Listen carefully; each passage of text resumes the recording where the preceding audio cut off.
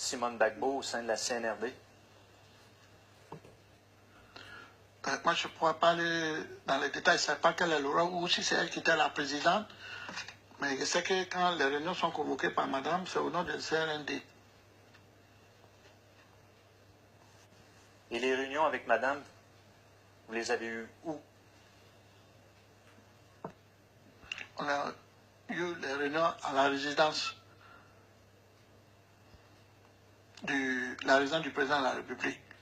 Il y avait un bureau, il y avait un endroit où on pouvait faire les réunions.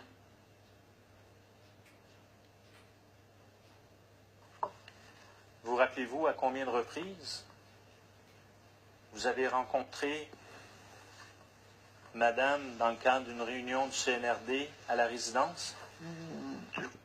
Je crois 3 fois, 2 ou 3 fois. Pour les réunions, 2 ou 3 fois, je crois bien. Monsieur Gbagbo, président à ce moment-là, l'avez-vous rencontré durant la crise? Vous voulez parler à la réunion, là? Je sors du... Que j'aime beaucoup, je l'estime pour lui. Donc, aller vers ton père, est-ce qu'il doit avoir un objectif à ça? Moi, je vais le voir. C'est ce que je peux dire. Je vous ai expliqué, peut-être, c'est un peu dur, c'est très dur pour moi parce que ce monsieur m'a toujours fait du bien. Je donne juste un petit exemple. Et ça, je ne vais jamais oublier jusqu'à ma mort. Ici, je vois, il y a des femmes ici, des mères, des dames.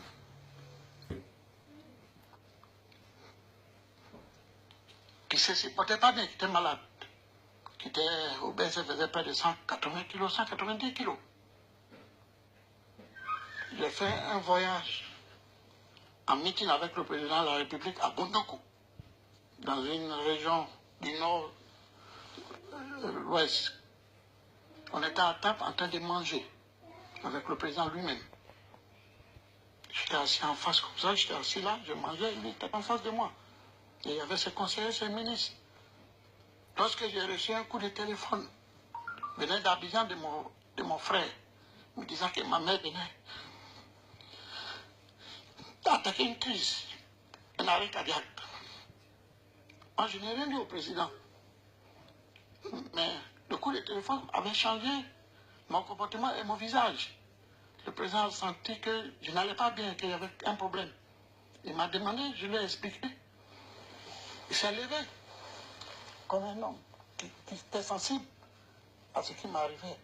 Et automatiquement, il a donné l'ordre à son médecin qui s'appelait Dr Blé de rentrer en contact urgemment avec mon frère et de faire partir une ambulance pour prendre ma mère et aller la sauver. Ça a été fait en moins de 10 minutes. On l'a amenée à la plus grande hôpital d'Abidjan, à Pisa. Et elle a été sauvée. Tout le temps qu'elle était là-bas, elle était attaquée. C'est lui qui s'occupait d'elle. Je ne peux jamais oublier ça. Jamais, ma mère, je ne peux jamais oublier. Elle est décédée il y a 2 ans. Et avant de mourir, elle m'a dit, elle est morte dans ma main à 2 h, 3 h du matin. Elle m'a dit, ce monsieur, je le bénis. Je ne le laisse jamais tomber. Je vous dis, je ne le laisserai jamais tomber. Juste pour ma mère. Jamais, je vais le laisser tomber. Ce n'est pas un criminel que je veux que tout le monde le sache. C'est vrai, il y a eu la crise, il y a eu des morts. C'est vrai, mais ce n'est pas planifié. C'était dans une crise. Je vous donne un exemple. Quand il a été arrêté le 11 avril, il y a eu 1000 morts un seul jour à l'ouest par la population qui supportait. Mais Alassane n'a pas ordonné ça. Le président Alassane n'a pas planifié ça. C'est dans le désordre. Cela est arrivé, c'est dans le désordre. Et je souhaiterais profiter, dire au procureur que ici, je souhaiterais qu'on centre le vrai débat de la crise et des Ivoiriens qui sont morts, des innocents, ensemble. Pourquoi il y a eu ces morts?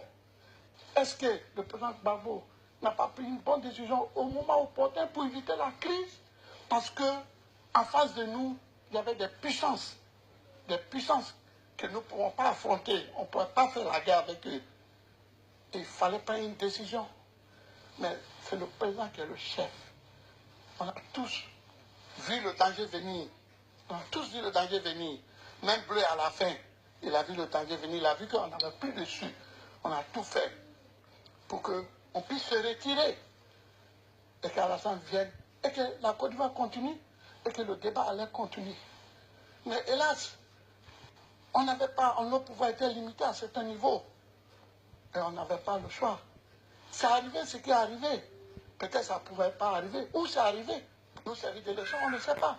Mais il y avait eu vraiment de massacres à ce temps-là. Mais je ne peux pas aller tout dans les détails. Je voudrais que le procureur vraiment m'excuser pour cette scène-là.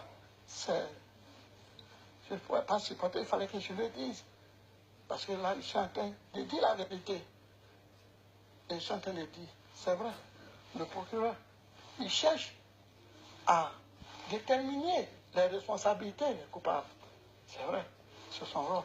Et vous êtes là pour mettre de l'ordre dans les violences qui se font dans le monde. Pour la crédibilité même de cette institution, il faudrait que les choses soient faites bien et correctement.